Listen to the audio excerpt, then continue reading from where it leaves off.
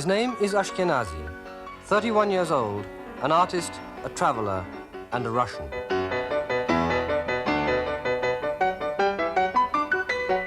Sometimes it happens for a few bars just to feel just that's right.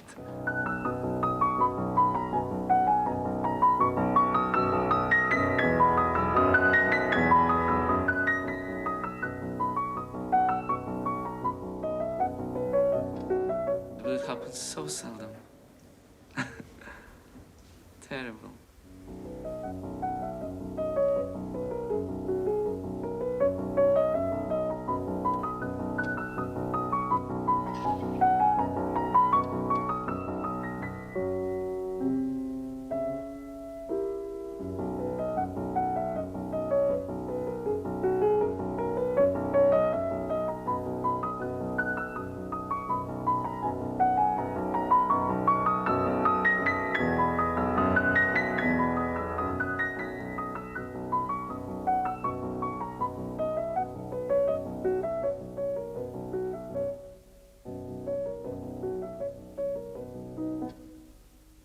He was born in Gorky in the USSR in 1937, the son of a professional light music pianist. He grew up in Moscow, where he studied at the famous 10-year music school. But since 1963, he has lived in the West almost constantly on tour. A Russian with an Icelandic wife and a house in London, but no real home, and still very much a Russian. I feel that I come from the Russian cultural background. I feel that, you know, the vital juices in me come from Russia. But I believe, well, I hope that I've developed further than just being inspired by the Russian cultural background, because performing art can't really be in the frames of one country's cultural background. But I find myself, if I hadn't been in the West for these 5 years, probably I wouldn't have got even where I am now. Because you simply have to be in the atmosphere of the great masters of the past who understood this music. My family still lives in Russia, so I have some kind of practical ties. Yes, of course, I correspond and I write to my friends, but I don't go there. Instead, he has spent 5 years touring in the West on a Russian passport, and with hardly a break until June 1968, when he decided to move to Iceland. You can imagine. Yes, you can imagine all this travel, all noise and all difficulties and luggages and planes and hotels and everything. And in the midst of a tour, I sometimes think, God, I can't stand it anymore. I have to go and rest somewhere. Really, you know, even when I have a day or two, if I feel really tired, I'll just take a plane and go to Iceland for one day. But I wouldn't have gone to London for one day, because there I won't rest. And this is an ideal place for such a retreat. It's already marvelous. You feel already much healthier, and that is very important, because playing is not just mental work; it's also physical work. You have to be in good form always. Too bad. You have to have energy and vitamin C. So you come here for the snow and midnight sun and waterfalls and green mountains and snowy mountains. And it's worth it. It's worth having this.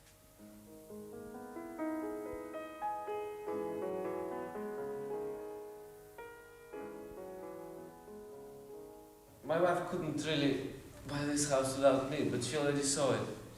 And then in January I had literally one evening free, so we decided to fly here for a few hours. In fact, it was just for 3 hours, so that I can see the house and to go next morning to Copenhagen. I had to play in Copenhagen. So I came here in the middle of the polar night. It was very romantic. You know, circumstances were very romantic, I must say. So we chose this house. Now we came here just for a few days, and we thought we could put all our furniture and stuff and things, but nothing has arrived, so it's all empty. Look, I have my Beethoven here, that's all. I haven't had time to unpack it. Look, there is nothing in the house, absolutely. I mean, just parquet, nothing else. Look, the kitchen is empty. Come. I couldn't offer you a cup of tea or let alone breakfast.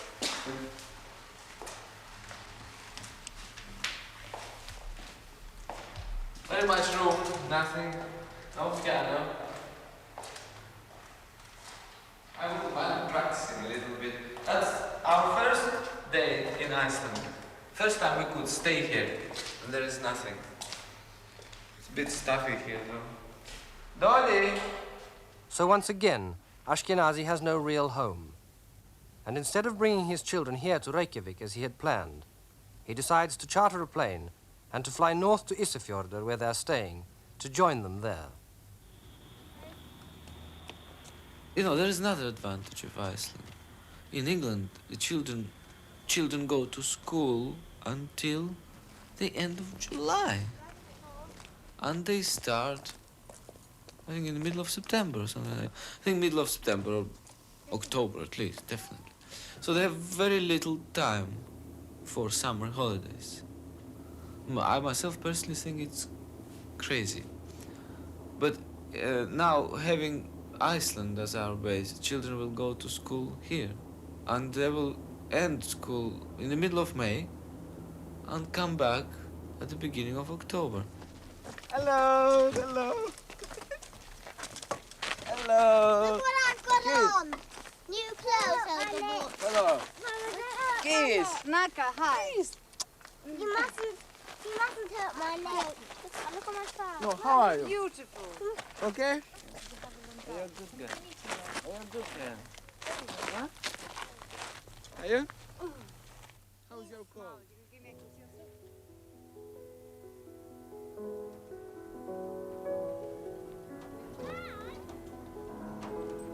But, you know, we travel all the time, almost.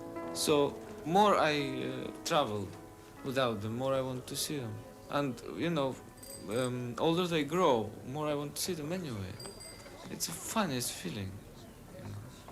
And it's not what you call family life. You know, family life has some funny connotations, you know, that you sit in front of a fire, you know, have your tea with children around you, something like that, play with them.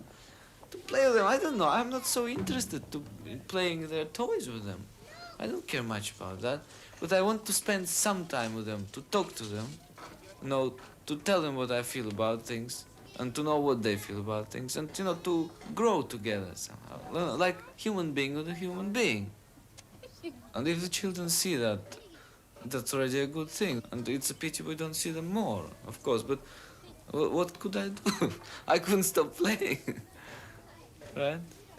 And now, when I go to London now, I will do what I ever do in London, but at least I will feel much better because I know that when I go to Iceland again for those 5 days, I'll see the children every day for hours and hours and hours. So in London, I'll do the same things as ever. And that's just before the end, yes? But just really... Yeah. London, July. The Decca Recording Studios to record the César Franck Sonata with Itzhak Perlman. This is their first recording together. So you will record now, no? Sure. Will you? Yes, okay. Then we'll come and listen. Well, do you want to run the just before I start? Yes. Do you want to accelerate that way? No, it should be in tempo. Yeah, it could be, yeah. Yeah. Yeah. Could be a little boom, boom, a little staccatissimo.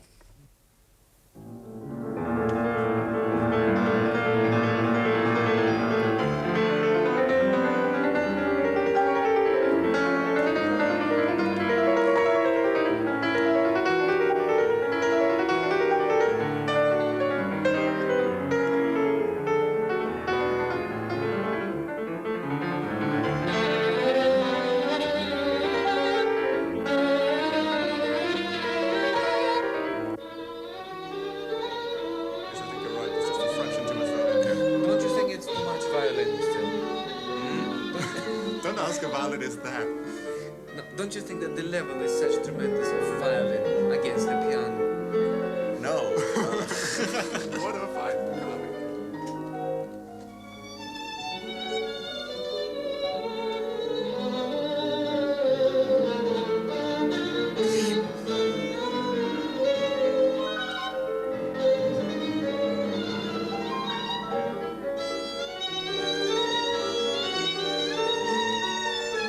You see, you can't hear my high notes even because you're so loud. Yes, I think we should have Absolutely. to take it down just a little.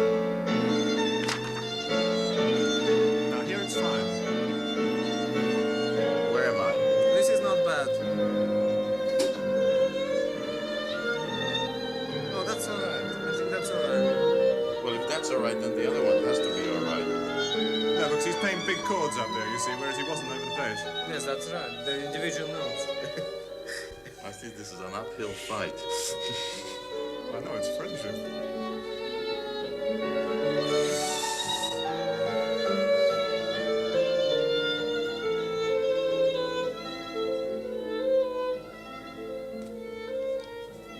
One note. That was beautiful. It was. Yes. Very good here. Yeah, but that A wasn't. This is all lovely, actually. This was very good. Yes, I agree, this is beautiful. It's sad we stopped there. Why didn't you go on? Any comments about the sound? I think the sound's excellent. It's good, except that the violin, I think, has too much at the moment. Not to say he In one plays or two absolutely spots, we'll beautifully, talk about but that. I think it's still a duo and not just the violins. I quite agree. I think it's Oh, very important, it should definitely. be. You know what? No, but I- the thing is that why is it then there's sometimes it's Well, look, it's the balance varies then. Well, the balance varies because on these big, thick chords, you know, it's... This, yes, exactly. You hear these chords because like this, yes. But here, when I play a note at the time, then you don't hear. You hear just the general rumble. You know, that's all. Well, You know, you don't hear this melody even that I'm playing. I put all my weight on these notes. It's a very fine thing, you know. There's not too much violin. There's just a fraction at one or two No, places. it's that's all. Yeah. Acoustic a bit less. Then well, is less that good violence enough reason seems to be completely fine. take it off? Oh, no. I don't want to completely... take It's it. okay, Yeah. it will be heard. Don't worry. Shall we rehearse the finale now? Shall we go and rehearse the finale now? If you Okay, want to that's rehearse fine, the good idea, finale, let's do that's that. fine. Yeah.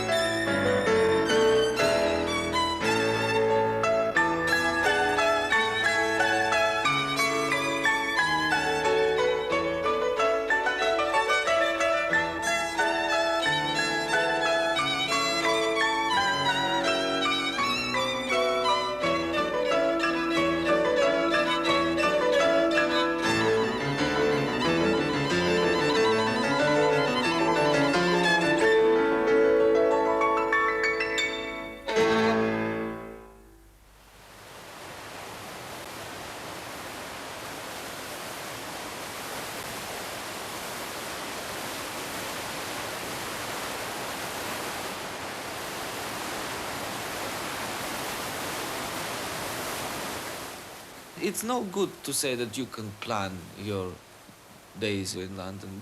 No, it's quite impossible to plan them because there's so many things that you have to do. So I have to record, of course, yes? Then somebody from some radio station will phone me and say, look, can we have an interview? This, okay, we'll have an interview. Then some program is going on in television, somebody will come, could we have just 5 minutes of you saying something that'll take half a day?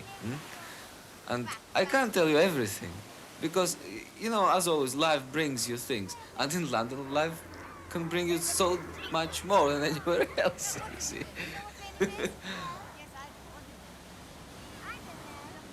Again, when I come to London, children won't be there. I know that I come to London now simply to be part of the artistic life in London, and to play myself and to enjoy that marvelous, stimulating center of art, you see.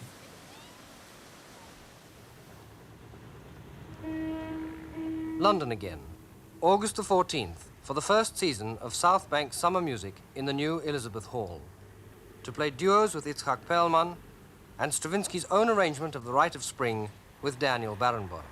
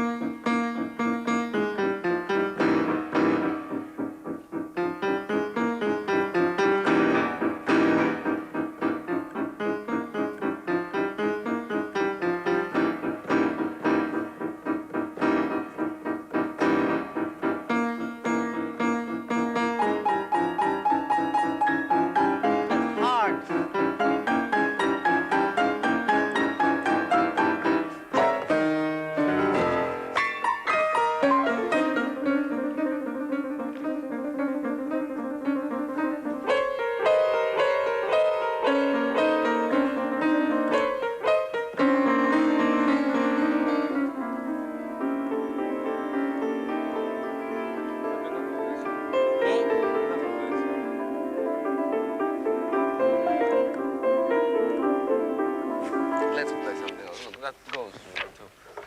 And that's all right, no? Shall we play just some of this? Yeah, let's play from around here. Yes. First time. No, second. Second time.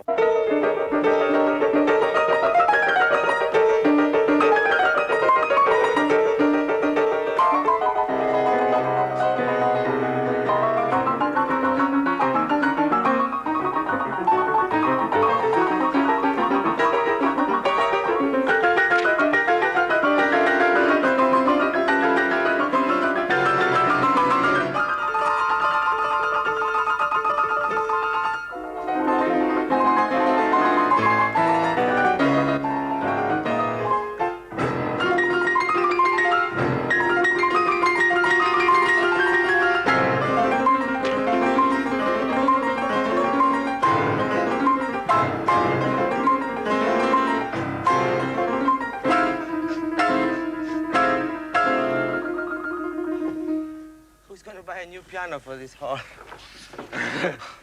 Oh, it's hard, isn't it? So, let's play the very end now. Well, maybe we'll play first something slow, huh? Hmm? Let's play something slow. Like this.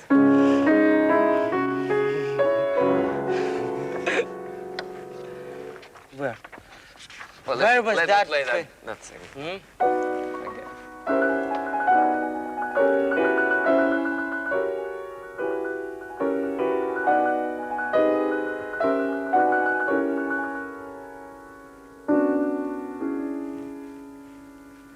What am I trying to achieve, God? Well, you see, the answer is very simple. To do justice to the piece of music you're playing. But after you finish, you're off the platform, and you know you have to play this piece again in 2 days, or in 2 years, or in 10 years. You know you have to achieve the same thing and a better thing. But when I'm being asked, isn't there a feeling of satisfaction if you feel that you played well? I could say, yes, there is a feeling of momentary satisfaction. I don't have a sense of lasting satisfaction, ever. Can't be. So from time to time, well, you know, sometimes I think it's a funny thing that, you know, you keep it polished, you know, you play it probably better and better. Then you die. What is that all for? You know, so funny.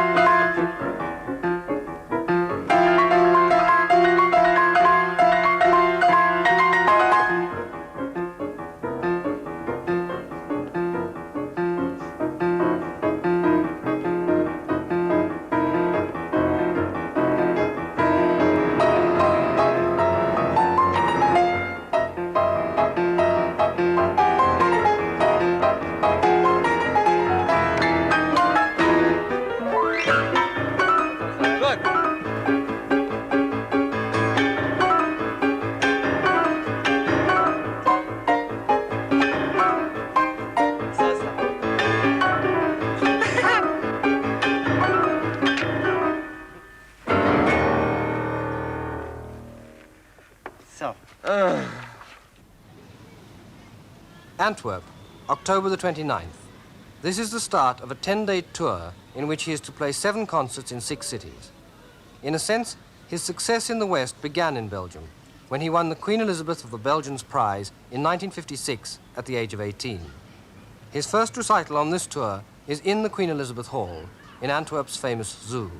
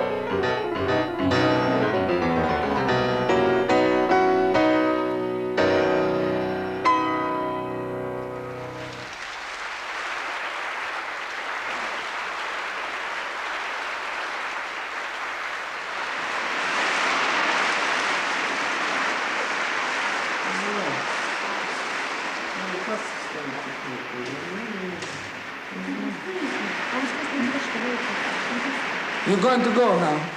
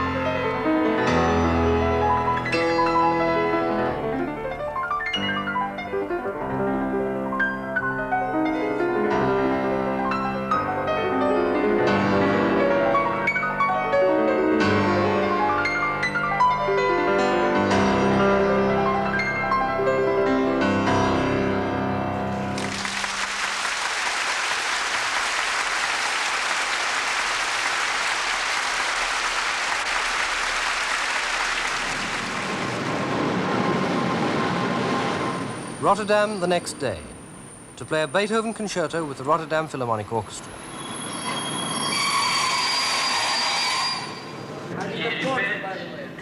As an artist, one of his major problems has been coming to terms with the traditions of Western music and playing the great composers of the West to Western audiences. The attitude to that great music is rather patronizing in Russia, I think. I had no idea how to play. No, even worse. I had no idea how great this music was.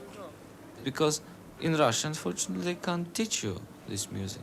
They don't understand it. They don't have any tradition. Bach is generally just a mathematic. It's not music, you know. It's all mechanical mathematic exercises. And so on to Mozart and Beethoven.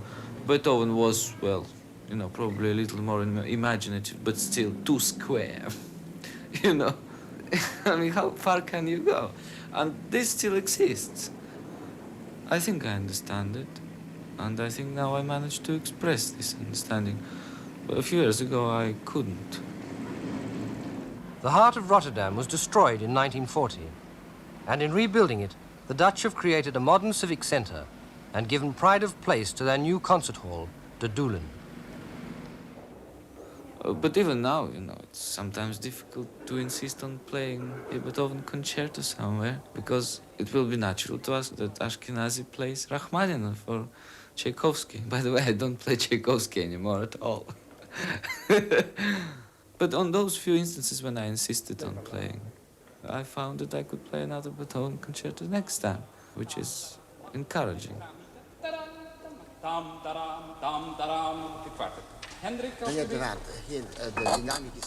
The conductor is Edo de Waard. Mr. Ashkenazy, what do you like here? This. What kind of dynamic do you like here? I think it should be forte, not for the metaphor. Yeah, okay? Okay. Dam, pam, padam, alles met z'n woord. Hendrik, graag. Hendrik. Compact van toon.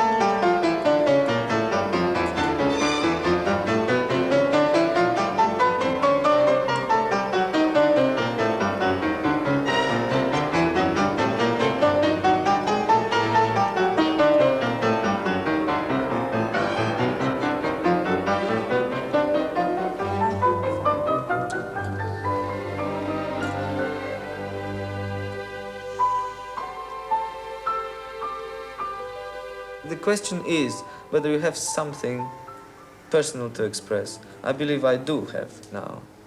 You see, it's very interesting that in Russia, when you're a teenager, at least at my time, you are so much conditioned by the Russian music. You're so much taught that, not even taught, but some of the atmosphere is that Russian music is so important and so emotional and really the best music in the world. And one never forgets that Mussorgsky, for instance, said about Bach's fugue that they're just mathematical exercises, you know? And, you know, Bach is one of the foundations of the Western music. And being conditioned like that, obviously, when you come to the West and live in the West, your attitude is changing very much. And you find the new significance. And if you play Beethoven or Mozart, you can't really say it. You play it in the Russian way. It's ridiculous. There's only one way. It's Beethoven way.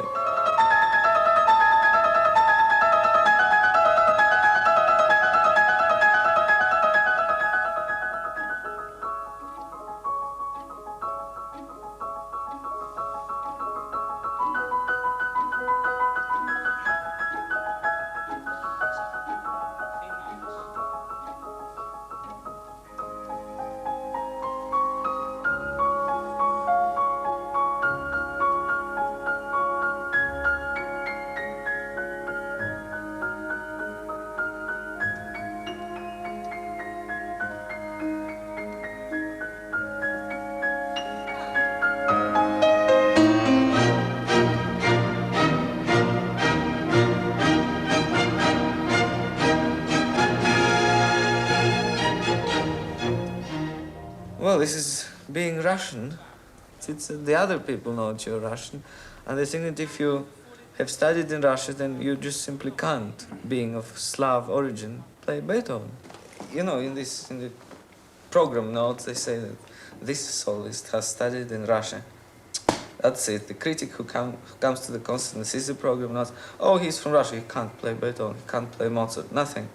Even if I managed to play that particular evening pretty well, even in style, whatever you say, he'll still say, oh, of course, this Slav nature, and it was all too much of that, and not enough of that, you know.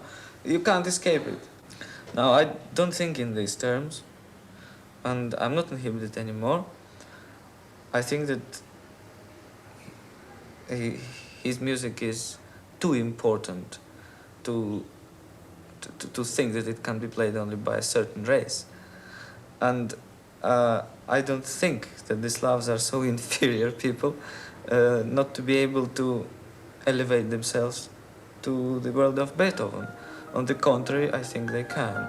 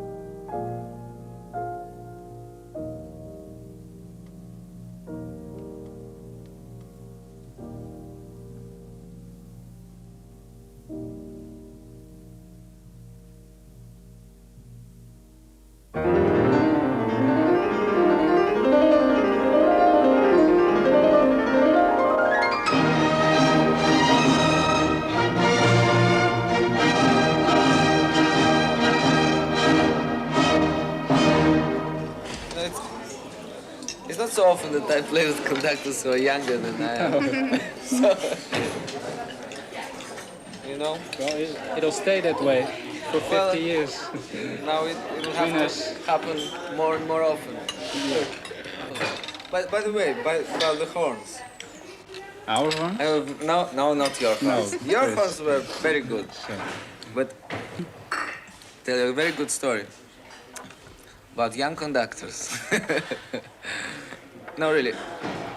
In Russia, in the conservatory, when they have the exams, final exams, when they graduate from the conservatory, once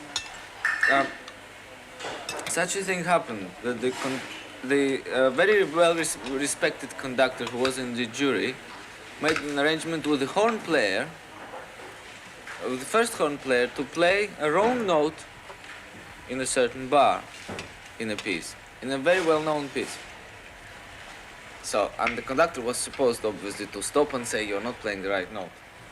So the symphony went on, and that bar arrived, and the young conductor didn't stop the horn player. It went on. So that man in the jury stops the orchestra and says, young man, why didn't you stop the orchestra? Didn't you hear the horn play a wrong note in this bar? He said, no, professor, I haven't heard anything. Then the horn player stands up and said, professor, I'm sorry, I forgot.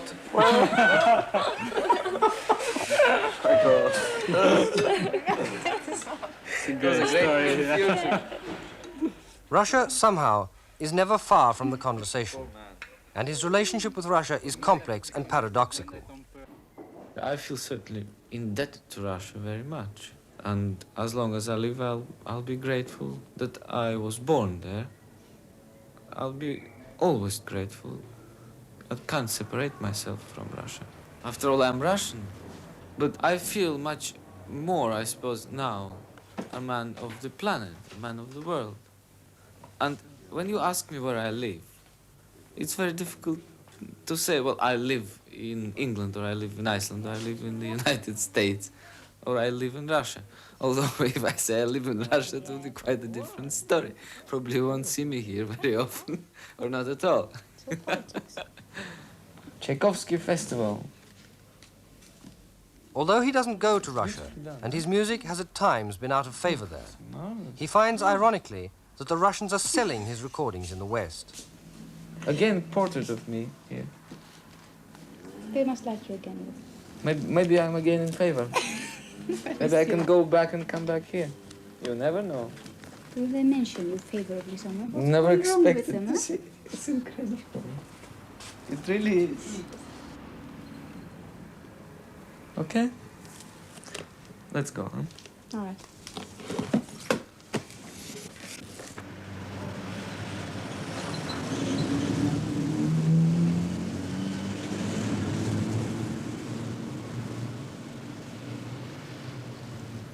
November the 3rd.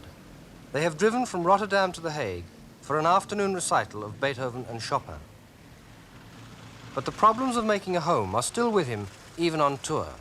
With Amsterdam, Paris, and London still to go, his wife, who seldom leaves him, has to return to the house in Iceland immediately after the recital.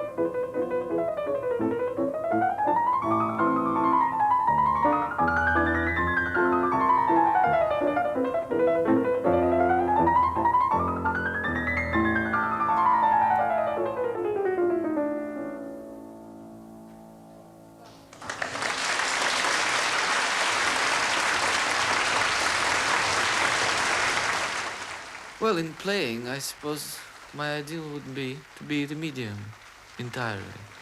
And those few times in my performances when I felt that actually I don't play but something plays by me. Sounds too mysterious, but there's nothing mysterious about it. It's just sometimes I achieve my highest potential.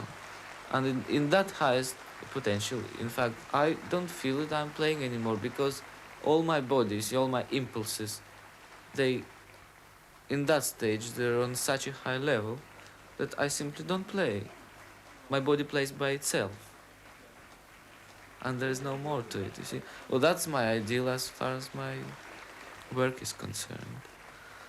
I don't think much in terms of outside my music. But I shouldn't think that I depend so much on material values. I really don't care so much about it. What I really mean that, to my mind, music is the highest expression of a human mind. I really think so. I'm not ashamed to say it because I know that Beethoven thought so too. And I simply couldn't imagine of not being associated with this great expression of our mind. There are many things which you cannot say in words because words simply don't cover everything in life. But if you try to explain music, you fail. So isn't it worth living to try to express inexpressible?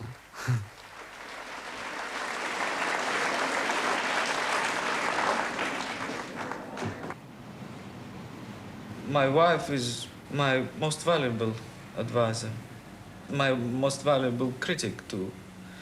And she tells me exactly what she thinks, and she has a very natural response to music. And she helps me immensely. I couldn't overvalue her help, really.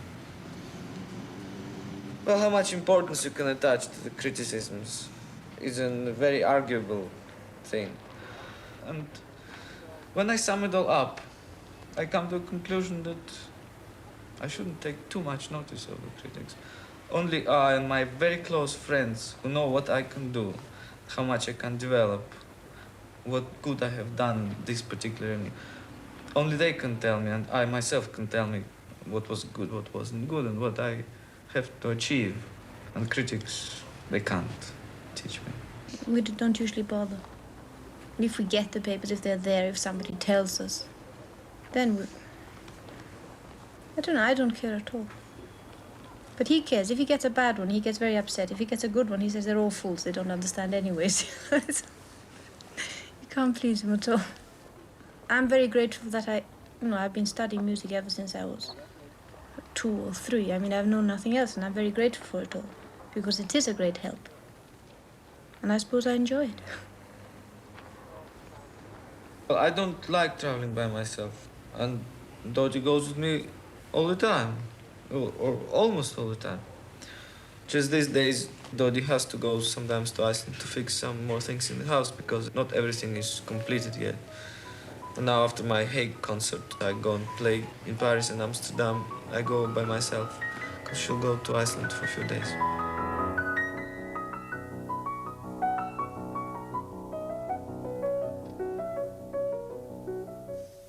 What am I?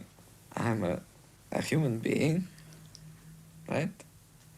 I'm a musician, pianist, but I'm a man, husband and a father, a Russian, half Jewish, and a football player. A traveler. And I am a citizen of the world. I hope.